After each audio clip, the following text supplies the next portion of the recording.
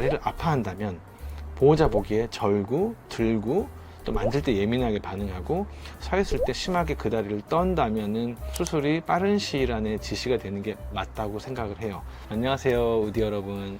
청담을 이동울병원 윤병국 원장입니다. 제가 진료를 최근에 보다가 수술을 하러 오신 보호자분이 저희 병원 유튜브를 보고 오셨다고 얘기를 하셔서 많이 유익했다고 하시면서 또 얘기하시는 부분이 진짜로 원장님이 보셨을 때 슬개골 탈구가 있는 보호자라면 고려를 하고 고민을 하고 되게 중요한 부분이라는 거를 다시 꼭 정리를 해서 좀 얘기를 해주셨으면 좋겠다. 왜냐면은 본인 같은 정말 수술의 기로에 있는 실제로 수술을 하고 싶어 하는데 결정을 못하는 보호자분도 있어서 이 부분이 되게 중요한 부분이다 라고 확실하게 얘기를 해줬으면 좋겠다고 말씀을 하시더라고요. 그래서 제가 고민을 하다가 몇 가지 좀 생각을 해봤어요. 우리 아이가 수술을 해야 되는 상황이라면 슬개골 탈구, 예를 들어서 가장 흔한 또 병원에서 수술이 많이 지시가 되는 그레이드 3라면 어떤 부분을 고려해야 되는지, 수술을 언제 해야 되는지를 실제적으로 좀 말씀드릴게요. 일단은 슬개골 탈구 2기든 3기든 다리를 아파하면은 수술은 빨리 하는 게 좋습니다. 제가 왜 2기든 3기든 의미를 안 두냐 하면은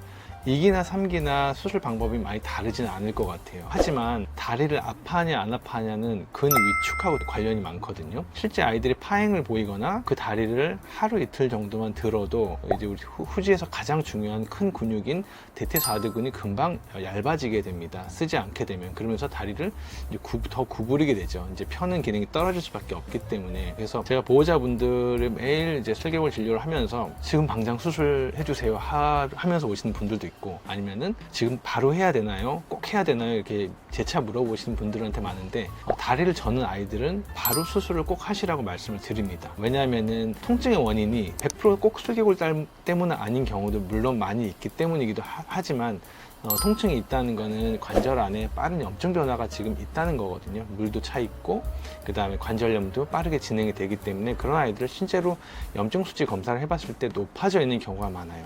슬개골 탈구 수술을 할 때 사전 검사할 때 염증 마커 검사를 하는데 일반적인 건강한 아이들하면 전신 염증 마커는 정상으로 대부분 나오게 되지만 파행을 보이는 아이들 아니면은 노령견인데 전십자인대가 의심이 되는 아이들은 염증 마커가 같이 올라가 있는 경우가 있기 때문에 그런 아이들은 수술을 빠르게 해주시는 게 되게 중요해요. 왜냐하면 근 위축은 한 번 오면 다시 올리기가 참 어렵기 때문이죠. 그래서 다리를 아파한다면 보호자 보기에 절구, 들고 또 만질 때 예민하게 반응하고 서 있을 때 심하게 그 다리를 떤다면은 수술이 빠른 시일 안에 지시가 되는 게 맞다고 생각을 해요. 그리고 두 번째로 이제 수술할 때 고려해야 될 대상 중에 하나가 내과 질병이 있는지를 반드시 체크를 하고 진행을 해야 됩니다. 5살 이상인 아이들 경우에 저희 병원은 노령견인데도 슬개골 탈구 관절 수술하러 정말 많이들 오시는데 기본적으로 검사하다 보면 심장병이 있는 아이들도 많이 있고 그 다음에 심장병을 가지고 있는데 수술하러 오신 분들도 되게 많으세요. 아니면은 뭐 예를 들어서 쿠싱이라든지 갑상선 기능 저하증이라든지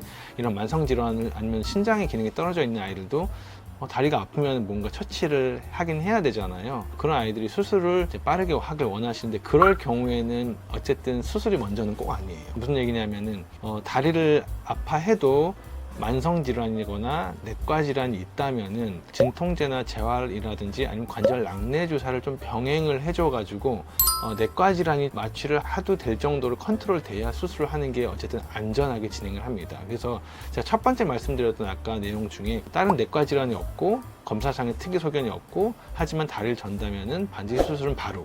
하지만 두 번째, 5살이 넘어갔고 내과 질환이 있고 심장병, 신장병, 쿠싱, 갑상선 기능 저하증, 종양 히스토리가 있던 아이들은 어쨌든 그게 먼저. 따라서 이제 수술의 전후를 결정할 때는 중증 내과 질환이 있냐 없냐가 되게 중요한 부분이고, 그럼 중증 내과 질환이 있는 애들은 수술 못하냐? 그건 아니에요. 할 수 있지만 보존적 처치를 어느 정도 하고 나서 하는 게 좀 안전하다. 그럼 그 사이에 오는 근 위축은 어떻게 하느냐? 일단은 통증 컨트롤을 하면 근 위축은 그렇게 빨리 오지는 않기 때문에 통증 컨트롤을 관절 낙내 주사로 같이 병행을 하면은 내과 질환이 있는 아이들도 수술 시기를 최대한 빨리 당겨줄 수 있습니다. 그리고 세 번째로 제가 강조하는 부분 중에 하나가 수술하고 나서 수술을 결정하는 데 있어서 재활을 같이 할 수 있는지 없는지 되게 중요해요. 솔직하게 말씀드리면은 아이들이 수술하고 걷는 거랑 그냥 걷는 거랑 제대로 잘 걷는 거랑은 다른 얘기거든요. 우리 골절 수술하고 나서 다 잘 걷습니다. 하지만 그 아이들이 정말로 정상적으로 고유 감각이 완전히 돌아온 상태에서 잘 걷느냐는 알 수 없는 거예요. 보호자 입장에서. 저희가 봤을 때도 물론 부족할 수 있겠지만 우리 사람도 제왕절개를 한다든지 피부의 절개 장을 봉합을 하는 수술을 하더라도 그 주변의 근육과 피부가 그 다음에 연부 조직이 정상 감각으로 돌아오고 완전히 리커버리가 되려면 꽤 많은 시간이 필요합니다. 관절 수술도 마찬가지.